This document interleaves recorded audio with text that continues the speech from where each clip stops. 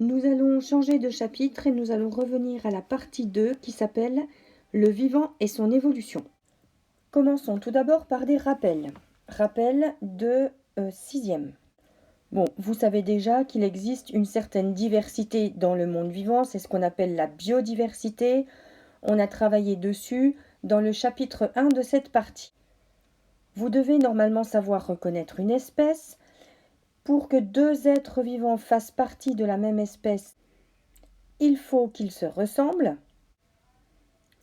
Ou alors, lorsque des fois le mâle et la femelle ne sont pas exactement semblables, il faut qu'ils soient capables de se reproduire de génération en génération.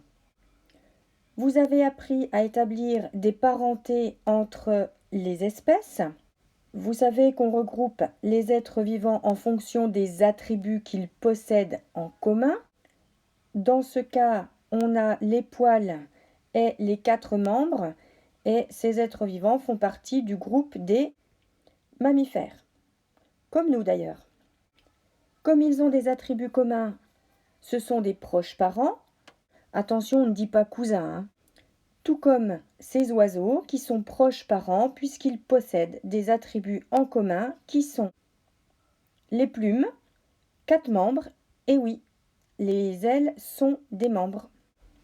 Et donc, ils font partie du groupe des oiseaux. On classe donc les espèces en groupes emboîtés en fonction des attributs ou des caractères qu'ils ont en commun. Vous pouvez donc écrire le titre du nouveau chapitre, chapitre 2, parenté des êtres vivants, biodiversité et évolution. Et avant d'écrire l'introduction, vous pouvez réécrire les rappels. Donc les rappels sont: les organismes vivants sont classés en groupes emboîtés. Les groupes emboîtés sont définis uniquement avec des attributs que les êtres vivants possèdent en commun. Et maintenant, sur votre feuille, vous pouvez écrire l'introduction. Il existe des liens de parenté entre toutes les espèces vivant sur Terre. Ça, c'est ce que vous avez vu en 6e. Et les problèmes que nous allons résoudre dans ce chapitre sont: comment trouver et expliquer les liens de parenté entre les êtres vivants et comment expliquer l'évolution des êtres vivants. Grand 1, comment établir des parentés entre les êtres vivants, et vous allez devoir faire l'activité 1. Normalement, vous auriez dû utiliser un logiciel qui s'appelle Phylogène, mais là, vous n'avez pas de logiciel à votre disposition, sauf si vous voulez télécharger la version gratuite et la version collège, il n'y a pas de souci, à vous de voir.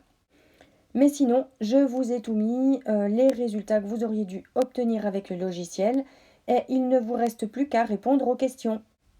Dans cette activité, vous allez voir aussi que l'on peut représenter les liens de parenté entre les êtres vivants sous forme d'un arbre de parenté.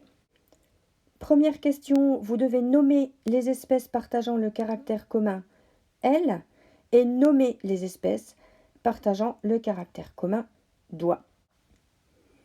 On a travaillé avec 1, 2, 3, 4, 5, 6, 7 espèces.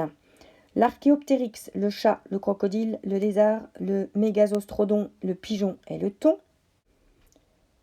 Et nous avons regardé plusieurs caractères: les ailes, mâchoire inférieure formée d'un seul os, une fenêtre mandibulaire, ça veut dire qu'il y a un petit trou dans la mâchoire inférieure, les doigts et les squelettes osseux. On a donc obtenu un tableau d'attributs et vous devez utiliser ce tableau pour pouvoir répondre à la question 1.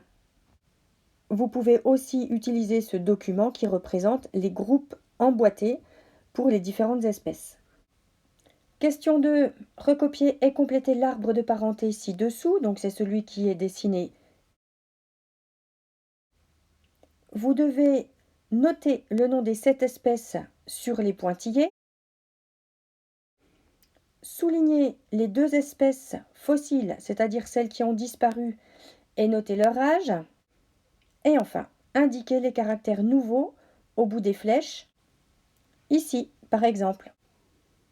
En fait, vous recopiez cet arbre de parenté et vous le complétez avec les espèces fossiles et leur âge, et puis indiquer les caractères nouveaux qui sont apparus au bout des flèches. Ensuite, à partir de cet arbre, vous devez nommer le caractère nouveau spécifique au groupe réunissant le chat et le Mégazostrodon.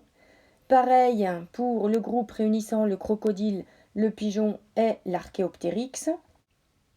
Donc c'est ici. Ensuite, sur votre arbre, entoure en bleu l'ancêtre commun du crocodile, du pigeon et de l'Archéoptérix. Retrouvez si cet ancêtre commun possède une fenêtre mandibulaire, puis si cet ancêtre commun possède des ailes.